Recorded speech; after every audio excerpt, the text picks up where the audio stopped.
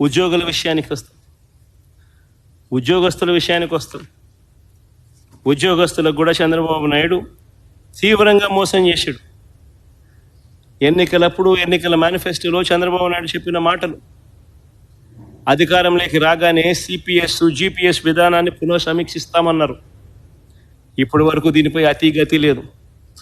మేము ఉద్యోగస్తులకు మంచి చేయడం కోసం గతంలో ఎప్పుడూ జరగని విధంగా జిపిఎస్ తీసుకొచ్చినాం.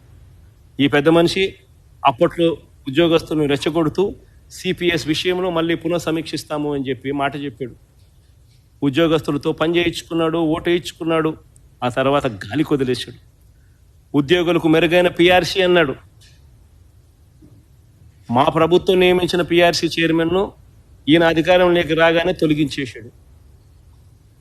కొత్త పిఆర్సీ ఇంతవరకు వేయలేదు. ఉద్యోగస్తులకు జీతాలు పెంచే కార్యక్రమం ఇంతవరకు జరగలేదు. కూటమి ప్రభుత్వం రాగానే ఐఆర్ ప్రకటిస్తామన్నారు. ఇప్పటికి 10 నెలలు అయిపోయింది. నేరేడు సంవత్సరం ఐఆర్ ప్రకటించలేదు. ఈ సంవత్సరం కూడా ఐఆర్ ప్రకటిస్తున్నట్టుగా, దానివల్ల జీతాలు పెరుగుతున్నట్టుగా బడ్జెట్ డాక్యుమెంట్స్లో ఎక్కడ కనిపించవు. 3 డిఏలు పెండింగ్లో ఉన్నాయి. వాటి ప్రస్తావన కూడా బడ్జెట్లో లేదు. ప్రతి నెల 1వ తారీఖునే జీతాలు ఇస్తామన్నారు. కేవలం ఒకే ఒక నెల ఇచ్చారు. ఈ రోజుకి కూడా జీతాల కోసం ఉద్యోగస్తులు ఎదురు చూపులే. ఇంకా మా హయాంలో అన్నా కనీసం బట్టలు ఉన్నాయి, మా హయాంలో అన్నా కనీసం కోవిడ్ లాంటి మహమ్మారిని కూడా చూసాం. అలాంటి విపత్కర పరిస్థితుల్లో కూడా మేము మెరుగైన జీతాలు ఉద్యోగస్తులకు ఇచ్చాం. మెరుగైన టైం ఫ్రేమ్లో కూడా ఇచ్చాం.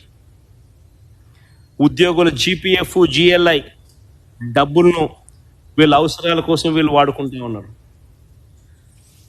ఉద్యోగస్తులకు ఇవ్వాల్సిన డిఏలు, జీపీఎఫ్లు, సరెండర్ లీవ్లు, రిటైర్మెంట్ బెనిఫిట్స్, ఈహెచ్ఎస్ బకాయిలు ఇలా వేల కోట్ల రూపాయలు పెండింగ్లో పెట్టారు.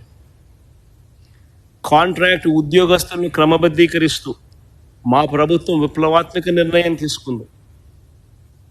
3,000 మందిని మా ప్రభుత్వ హయాంలోనే రెగ్యులరైజ్ కూడా చేశాం. మిగిలిన 7,000 మందికి సంబంధించి డిపార్ట్మెంటల్ రివ్యూ ప్రక్రియ కూడా పూర్తయిపోయింది. ఎలక్షన్ కోడ్ వచ్చి మేము ఇంప్లిమెంట్ చేయలేకపోయాం.